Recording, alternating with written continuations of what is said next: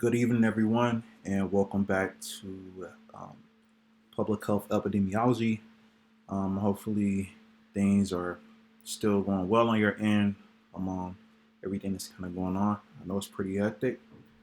So, this week we're going to be covering screening for diseases in community and infectious disease epidemiology, depending on which video you watch first, because I'm going to post them separately. But it's pretty timely in terms of infectious disease epidemiology because we're dealing with an infectious disease pandemic, which everyone is aware of currently. So today we're going to kind of go through some different types of or subtypes of pathogens that can be transmitted. Talk about kind of what's required for that transmission to happen. We're going to go through the different modes of infectious disease transmission, identify the characteristics of the different types of agents.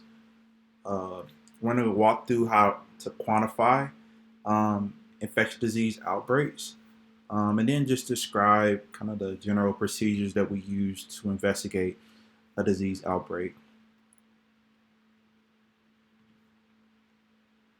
So, why are infectious diseases important outside of kind of what's going on right now, just in general? They're a significant cause of morbidity and mortality around the world. Kind of very early on in class, I think the first day I mentioned, start talking about, the Spanish flu and bubonic plague, these different things that used to, compared to now, were a bigger cause of mortality at the time. We didn't have public health up and running the way that it is now in medicine. And so, it was easy for the rapid spread of many infectious agents to, burden or kill communities. And, more or less outside of what's going on right now, at least in the United States, and you think about more developed countries, some of the more pressing issues have been chronic diseases such as cardiovascular disease, diabetes, etc. Infectious diseases are associated with certain forms of cancer. One of them, namely, being HPV, being directly linked to causing cervical cancer. Due to the increase in world travel, infected passengers can transmit communicable diseases from person to person, relatively quickly. I mean, this is what we've seen with COVID right now. And they can cause disease outbreaks in different types of institutions, including schools, university, workplaces, different things like that. So this is a graphic that I think is helpful, at least in explaining how the process of infection works, regardless of which type of pathogen it is. So most diseases are considered multifactorial, meaning they're caused by interaction with several factors inside and outside of an individual. And I have these two examples of, hopefully this, this is two examples of talking about how, some type of pathogen can be transmitted to a person. So the first person on the left, we can call him Phil. This pandemic is all over. Everybody is, back to, as normal as can be. And Phil goes, decides to have a picnic with some family and friends. And so, he grabs a burger, bun, and, patty and everything, tomatoes, whatever he wants to add to his burger. But the food is kind of uncovered, there are flies kind of all around. Then, later on that night, Phil realizes that he's starting to feel a little sick and can't really figure out, maybe where it came from. And in this example, just making a point of, in general, how easy, flies can transmit, an infection to food that's left uncovered. And, just the moral of the story being, if you have food outside, it's important, to keep it covered with foil or some type of containers and lids, because a fly can easily land on, a burger bun and transmit something very, relatively quickly. The second case, or the person on the right, I'll call her Ella.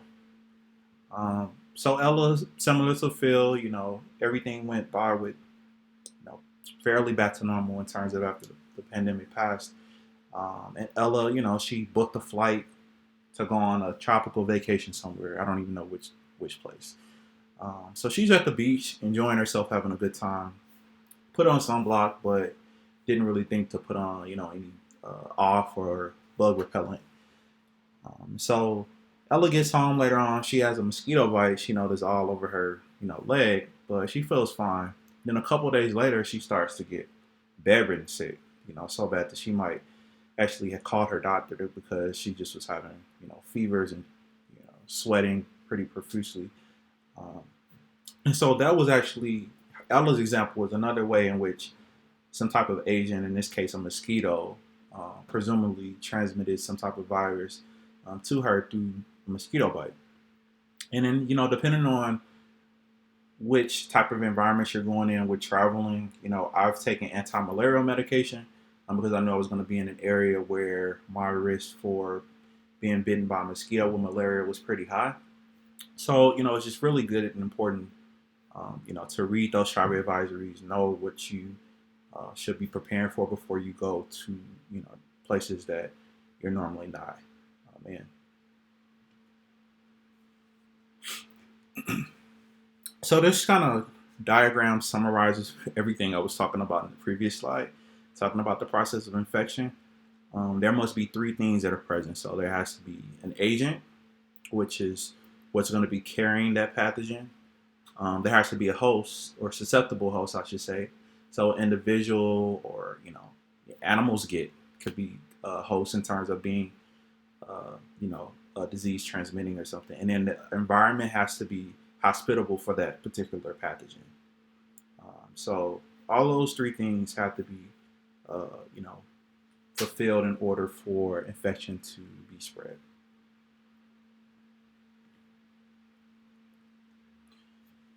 Then we have these portals of exit and entry, and they refer to where the pathogen enters the body and where it can be released and spread. And so, thinking about the portal of exit, these are sites, where the virus might, or not virus, so some type of pathogen might leave our body. So, if it were a cold, really, the common cold is a virus. If it were the common cold, we spread the common cold to other people. One way is, through coughing, or being within close proximity to people who might have the cold. Um, the agent must exit in a large amount of quantity to survive in an environment and overcome any defense set in place by the host, which we're going to talk about a little bit today. This is why everyone, just for example, thinking about the cold, if one person had the cold, you know, in a work environment, everyone probably will not get the cold for multiple reasons from that person. Um, and so it just kind of depends on a lot of different factors. Then we have the portal of entry, which is basically where that pathogen enter our body and cause infection in the first place. This can be, mouth, digestive system. Sometimes just our skin itself, is porous, and so different pathogens we come in contact with could be transmitted that way as well, and serves as a portal of entry. Then we have inapparent infection, which is this is very relevant to what's going on right now with COVID. This occurs when they're basically a person is asymptomatic, and so they might have been infected with some type of agent, but they're not really showing any symptoms, and that becomes important because someone who is asymptomatic or does not have symptoms, whether we're talking about coronavirus or the flu, um, a person just because they're asymptomatic doesn't mean that they're not spreading to other people, and so that also becomes can be problematic. And I mean with things like the flu and the common cold, it's very little that you can really do in terms of knowing who's asymptomatic versus not. But for other things, for example, with STIs, there are multiple STIs or sexually transmitted infections that don't have any symptoms, and the only way you would know, if someone had gonorrhea, chlamydia, HIV, would be if they actually went to go get a test. And so just kind of throwing that out there on the other side of this is that, for people who are sexually active, just in general, it's important just to, regularly get screened for STIs, because there's no, outward symptoms doesn't mean that a person might not actually have an infection. So the good thing about asymptomatic individuals, compared to looking at um, the DNA or RNA of that pathogen, which is with coronavirus, they're doing kind of this PCR test or polymerase chain reaction test, was looked at part of the RNA of the virus. We can also do what's called serological testing, which is looking at the antibodies that your body would have basically generated after being exposed to a particular pathogen. And there's a lot of uncertainty surrounding what that's looking at, like with coronavirus, but that's another way in which we actually can know if someone has been exposed to a certain pathogen and whether or not they might have immunity in asymptomatic individuals. We also have something when we talk about infectious agents, are incubation periods. And this is basically the time in which a person was exposed to the pathogen until the time in which a person would have actually exhibited some type of signs and symptoms. For coronavirus, I know that that is between 2 to 14 days, can be the incubation period. So someone could have been, technically exposed to an individual 13 days ago, and on that 14th day, they began to have symptoms. And, depending on the pathogen, that could have a lot of different implications in terms of trying to contain or identify, different contacts that that person might have come in contact with over that time. And that's really our outbreak or epidemiological kind of investigation when we're looking at infectious diseases, because we want to get as much of those data as possible so that we can try to track down people who would have potentially been at risk. This applies only to clinically apparent cases of the disease.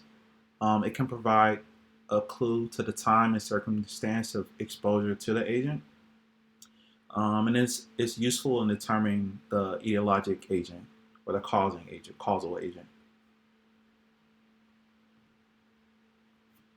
So some other things to kind of keep in mind when we're thinking about infectious diseases in general. There are multiple different risk factors that put certain groups at a higher risk compared to others.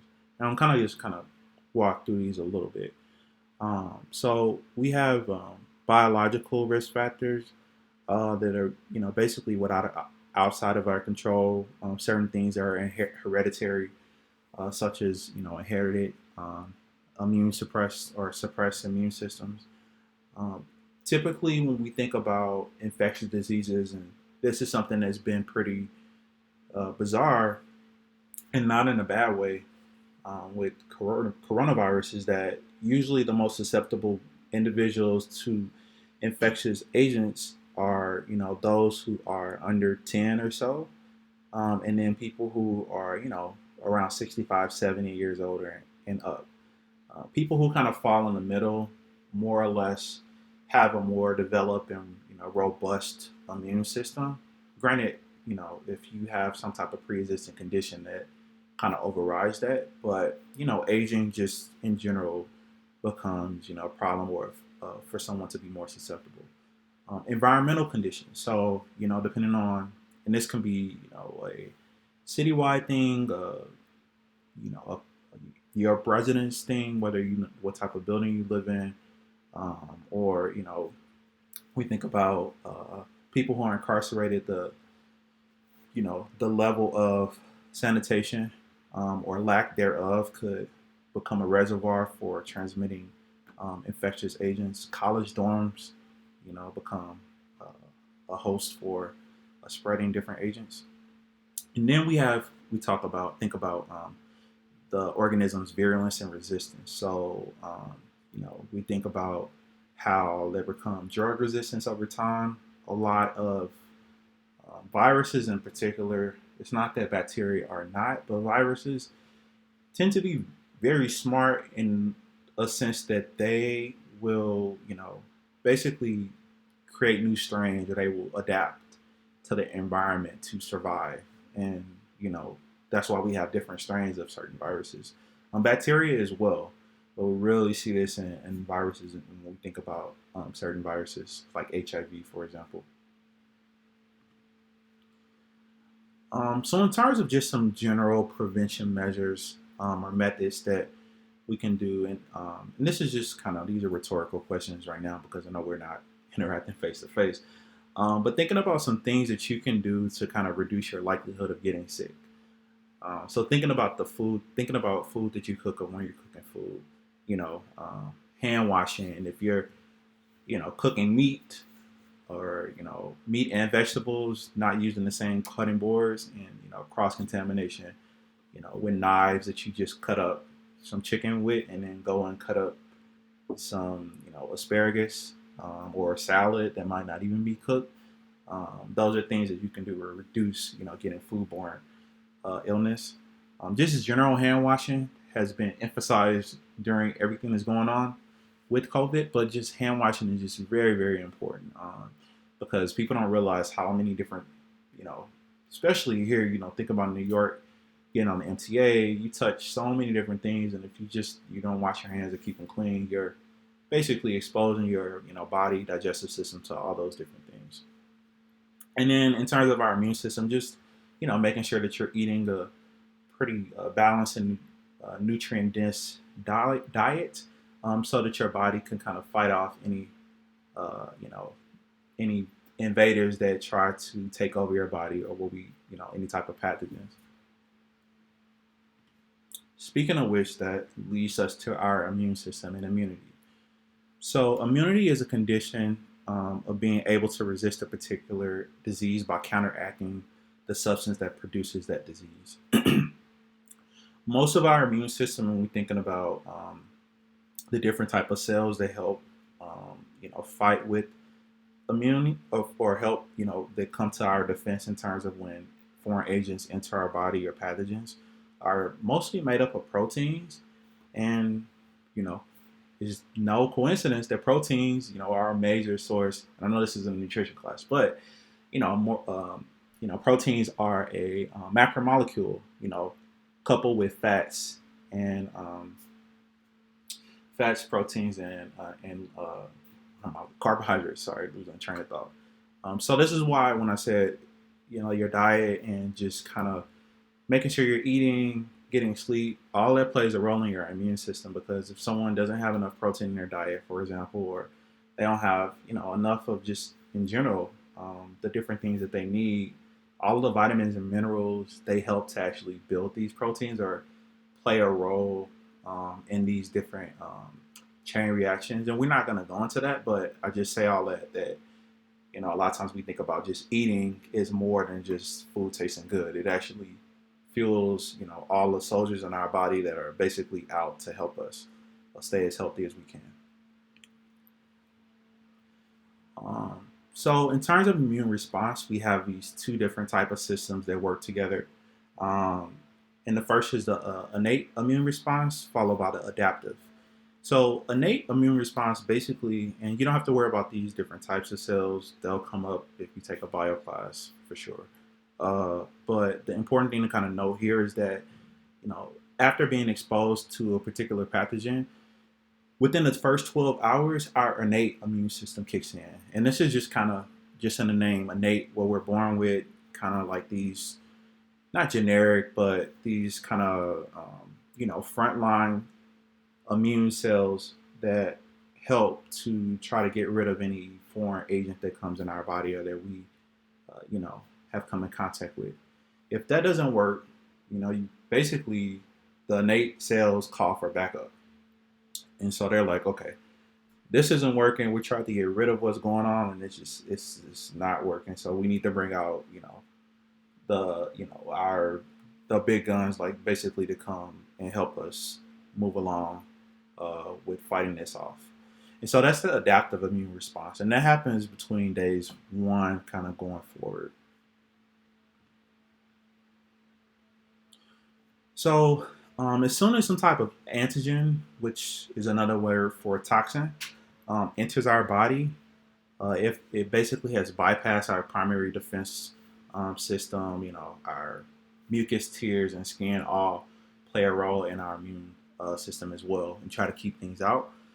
The body starts to create these antibodies, and these are blood proteins that basically fight off antigens or basically try to get rid of them. With humoral immunity, the body actually analyzes the antigen, verifies that it's not part of the body itself, and then it creates these antibodies to destroy and weaken that antigen.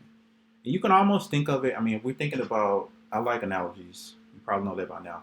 When we go through, if you're ever going through the airport, you go through TSA, that machine that nobody likes to go through that, does a body scanner. You could think of that as part of your humoral immunity. So there's this scan that your body looks at to say, hey, like, this is not something that should be here. And so it immediately sends off an alert to call for these antibodies to be generated so that it can basically, attack this antigen and get rid of it. Um, with the cell-mediated immunity, it's just basically the same thing, but we're focusing on these specialized white blood cells, which are called lymphocytes. Um, they're a major part of the body's defense against viruses, fungi, parasites, and some bacteria. Um, and so this is a little comic strip that shows some lymphocytes, uh, which are white, kind of in the back. Those are bacteria, the green things, and then those are antibodies, the Y shape, and that's how antibodies are actually shaped. They're shaped like a Y. So these lymphocytes are basically throwing all these antibodies at these antigens or these foreign agents to get rid of them.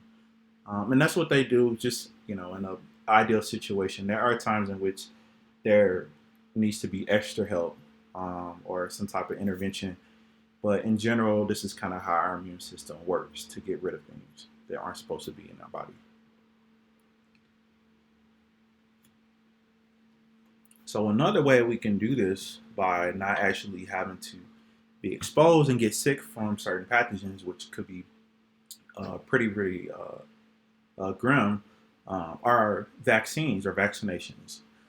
So the principle of vaccination is based on either a killed or weakened version of the disease-causing microorganism or an antigen similar but less dangerous than the disease antigen. And so I have on this is just like a list of different vaccines. I mean, the vaccines they're kind of mandated in order to attend public schools. You all would have already had just because you wouldn't, be in class if you were not. But there are things that are recommended by next year. I'm pretty sure there will be a COVID-19 vaccine, and it'll be very interesting because vaccines become very controversial. But and I mentioned this, I think, in the last lecture of talking about how falsifying data and how the whole there was a doctor who published a paper about autism derived from vaccines in which he falsified the results, and he ended up getting, I'm pretty sure, I think he lost his license, and the paper got retracted and everything. But it's kind of put this fear of like how vaccines are basically out to get us and trying to hurt us and different things like that, which is not true. These are just a couple terms right now. I mean, I know everyone is familiar with these, but epidemic versus pandemic. Pandemic meaning, a spread of a disease around the entire world, versus epidemic meaning that it's within a certain community or within a certain region or country.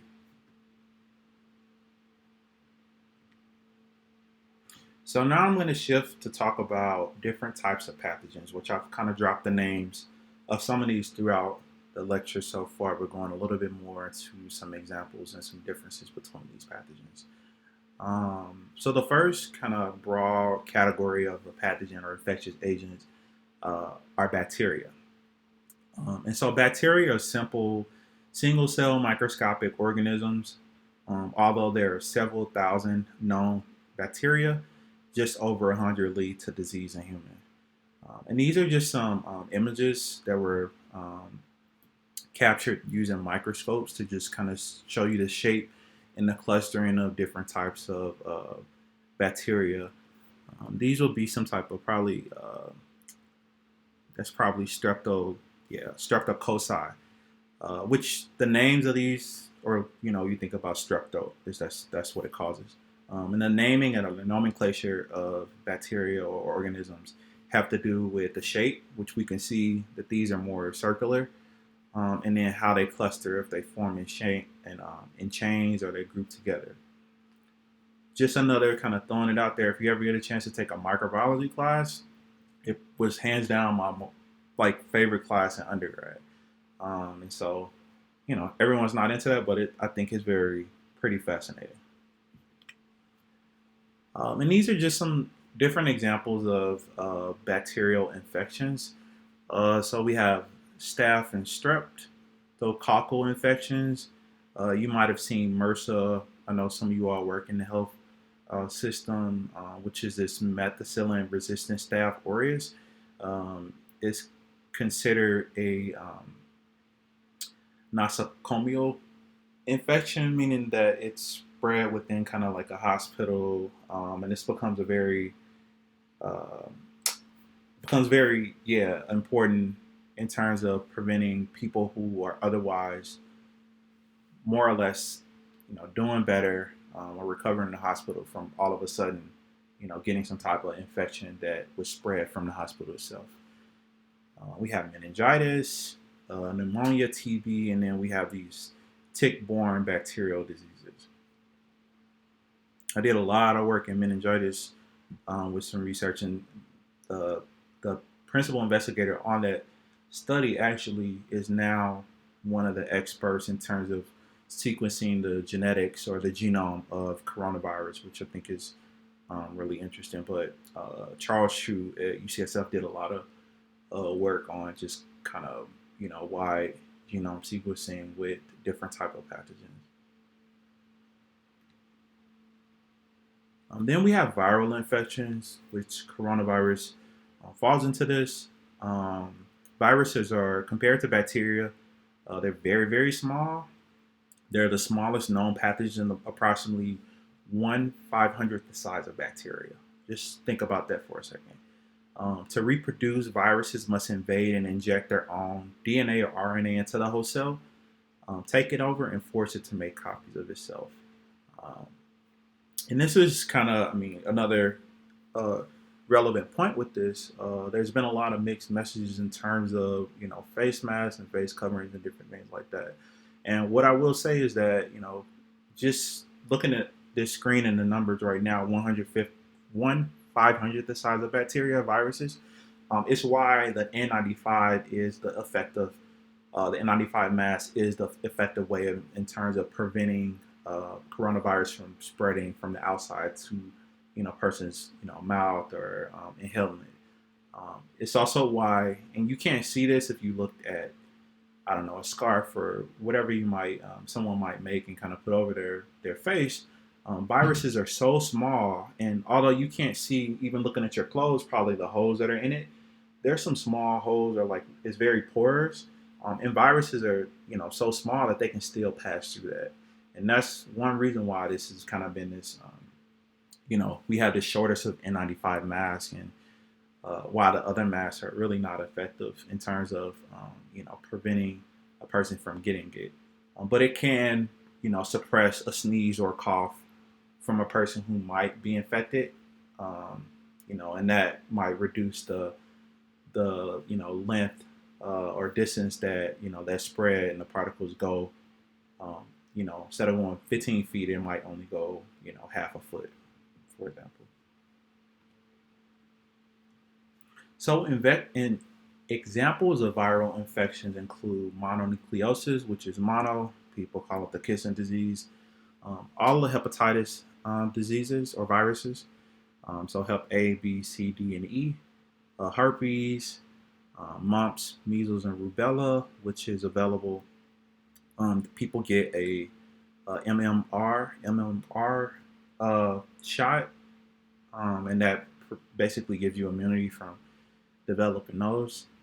And then we have, of course, which I've been giving it the correct name, which is SARS-CoV-2, is the actual virus that causes COVID-19. COVID-19 is the actual what's been labeled as that condition, similar to if someone had hypertension.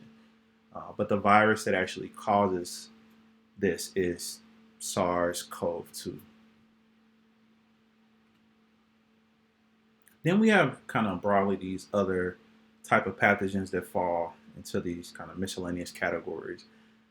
So although bacteria and viruses account for many of common diseases, there are other organisms such as fungi, protozoans, parasitic worms, and prions that can also infect the host. And these are some some close-up shots of on the left. Those are some worms, um,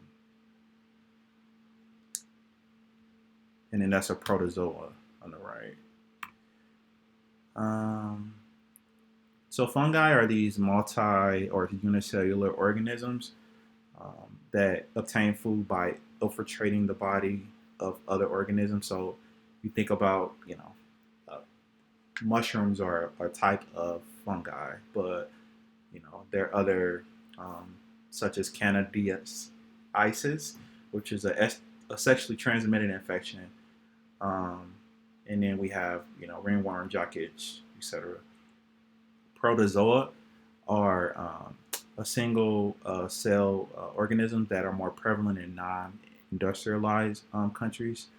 And so, what's nicknamed, not nicknamed, but the shortened abbreviation of trichomoniasis is trick, and then giardiasis. Those are both also examples of some sexually transmitted infections. We have parasitic worms, which are the largest, and these are, when you hear about people, I've showed a video before in the past, but basically people eat food that might be contaminated with these worms, and these worms just grow and grow and grow and take over someone's digestive tract. They may never know that they have a worm until maybe they start having abdominal pain or some type of uh, basically blockage to being able to go to the bathroom or something like that. Then we have prions, which are these self-replicating protein-based agents. Um, we have bovine spongiform encephalopathy, are caused by prions, which is another name basically for mad cow disease, is what you might have heard of. And then variant Creutzfeldt-Jakob disease is another. So, um, emergent diseases become important because these are things that, or you might hear about this. You've heard, COVID being called a novel virus, meaning that it's something that, in this case, novel referring to it being new. So we didn't know about this particular strain of the coronavirus. Or it could be kind of this reemergence of something that, measles outbreak a long time ago. And then last year we kind of saw this clustering of measles cases, both here in New York and Brooklyn, and then we also saw it in parts of Southern California and San Diego. So that would be kind of this re-emerging disease that we start to see that was not an issue for a while. So some examples: COVID-19, malaria, Ebola, E. coli, the 0157H7 was the one we saw. I think that was back in 2009 or so. Bird flu, Zika virus, and then West Nile virus are all kind of examples of emerging diseases. So antibiotic resistance is a big deal in terms of how strains continue to develop from different pathogens. Bacteria and other microorganisms that cause infection and disease can evolve pretty rapidly, developing ways to survive drugs that once have been able to kill or weaken them. And so, one good example that I think of immediately is now there is what they've called or labeled as super gonorrhea, like a new strain of gonorrhea that is not able to be treated effectively through the kind of normal routine, you know, prescription of this, what is it, doxycycline or something like that.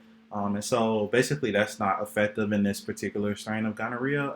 And part of it could be for multiple reasons, but one theory actually, in terms of these evolving strains is that people who might have, initiated medication to treat a particular infection, instead of taking a week of the medication, they took 2 days.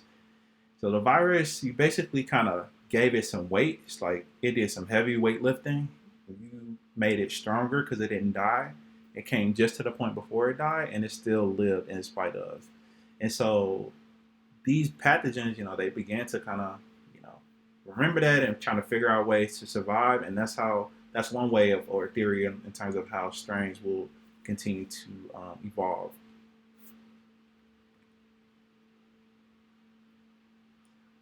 So antibiotic resistance can is on the rise, and it can be, in addition to kind of what I was talking about, the medication example, improper use of antibiotics and growth of superbugs, um, some of it pertaining to food production and the use of antibiotics, and then sometimes misuse or overusing antibacterial soaps and other cleaning products.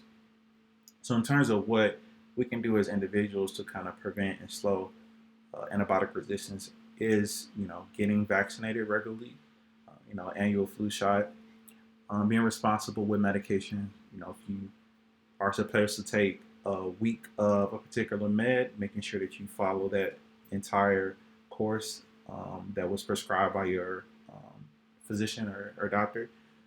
Um, Kind of this precaution of not overusing antibacterial soaps or sometimes with sanitizers or over sanitizing can it's thought to kind of trigger bacteria to kind of continue to thrive in those type of environments. And then just kind of last one is a little bit more challenging, but kind of being aware about foods that's treated with antibiotics.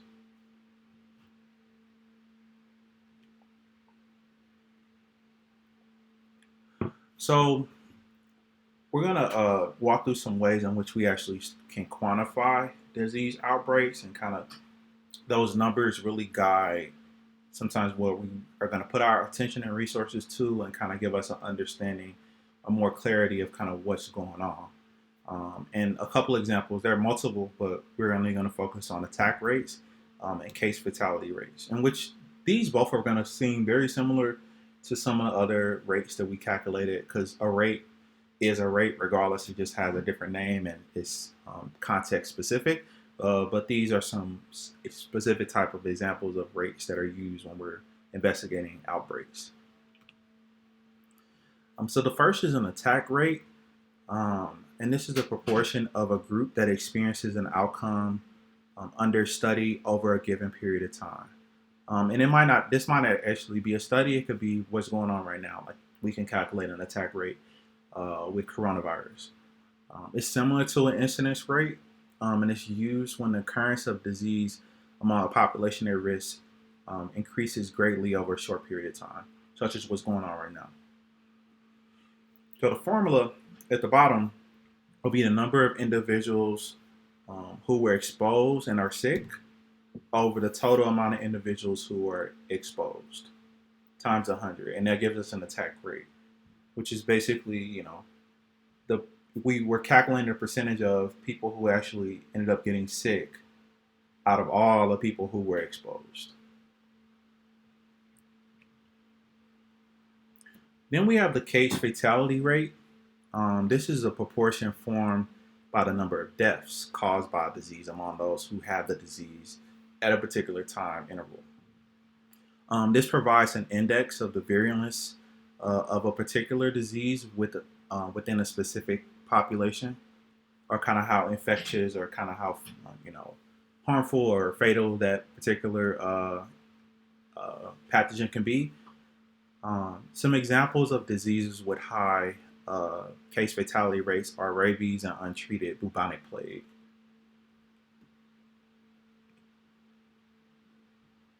So the formula for case fatality rate would be the number of deaths due to the disease over the number of overall cases of the disease times 100.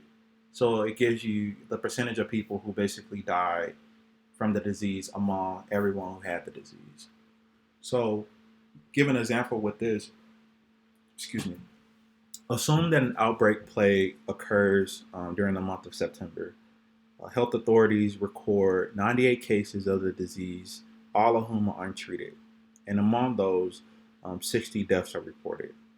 So for this, if we were calculating the case fatality rate, it would be 60, which are, in the numerator, the amount of people who died over all the amount of people who had the disease, or, confirmed cases, which would be 98 in this case. And then the case fatality rate for this example would be 61.2%.